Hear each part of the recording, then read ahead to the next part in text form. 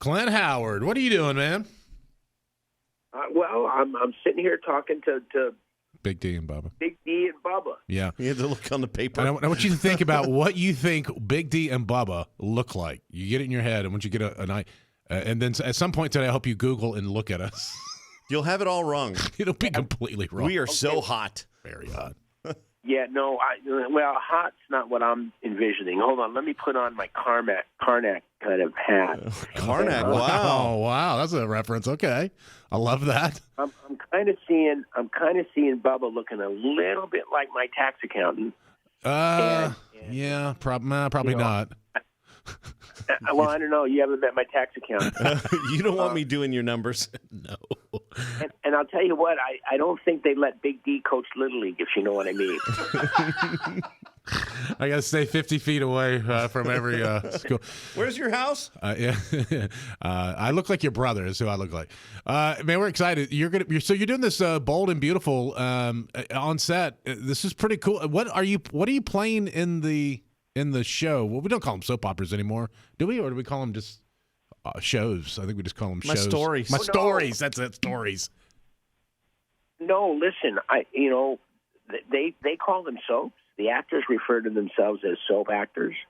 And I'm playing Tom the homeless guy. Oh, okay. This is perfect for you. Yes, I start out, when the first time you see Tom the homeless guy, he's behind a dumpster, Uh-huh.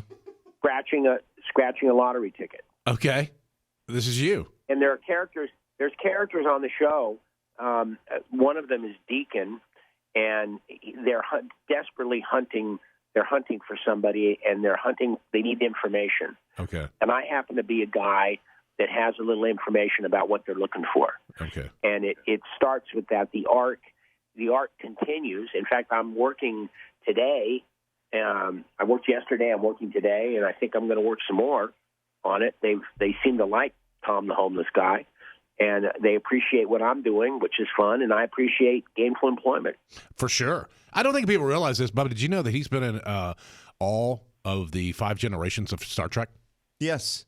He's been in Yeah, every one. because you were the little kid in the pilot, right? Well, it wasn't quite the pilot. Yeah, I played I was a child, but I played a 600-year-old alien. I played a character named Commander Balak, Yeah. who ran this giant ship all by himself.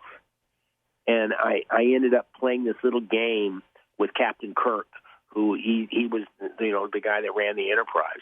So I just was playing a little game of chicken with him, and as it turns out, I had this intimidating presence. But when they actually beamed aboard my ship and met me, I was this little cherub of an alien. I don't remember. I got into Star Trek's kind I of. loved Star Trek. Is that's why we have the lighting the way we do here in the studios, because of the bridge on TNG. Yeah. I just huge fan, and but my favorite Clint Howard is Creepy Rodney from My Name Is Earl. Yeah. Yeah, no, that was fun. I loved working on that show. Creepy Rodney was a great character, and I had done a couple of things that were a little bit like the way Creepy Rodney was. But when they asked me to do that, because I think I'd already done Seinfeld. In Seinfeld, I played a guy that was basically, guy on the street. I was the Smog Strangler. But Creepy Rodney really gave me a chance to really play that kind of nutty, crazy guy that wasn't afraid of nothing. There was a character on the Andy Griffith Show, and the character's name was Ernest T. Bass. Oh yeah. Yes. Yeah, for sure.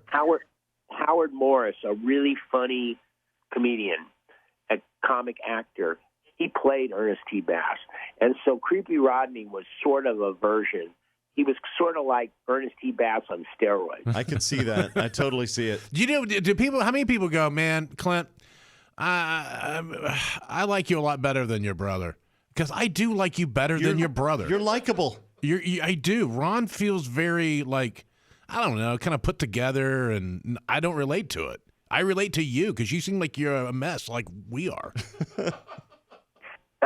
Thank you. You're welcome. A celebrity who's a mess. Listen, first of all, Ron's not put together.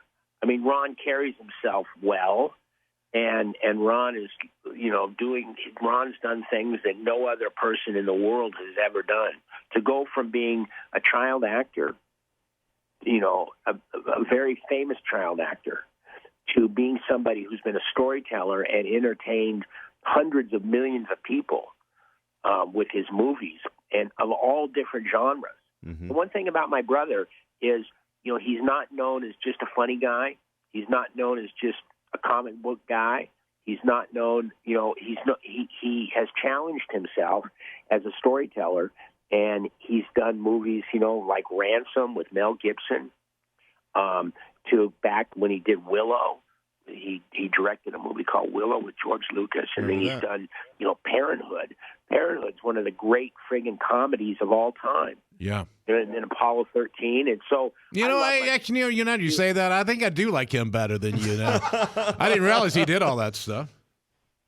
I appreciate people that support me, and and I get it all the time. I do end up landing in that zone of being kind of an underdog. Yeah. Or the odd duck in the flock or something like that. And listen, I've been able to entertain people all of my life, and I appreciate that because it's allowed me to have a living. Yeah, that's right. And I appreciate the interaction with the fans 99% of the time. Once in a while there'll be somebody that kind of goes over the top or gets a little needy or something like that. And my wife Kat and I are always on the lookout for that. We're always on the lookout for people trying to take advantage or overstep their bounds.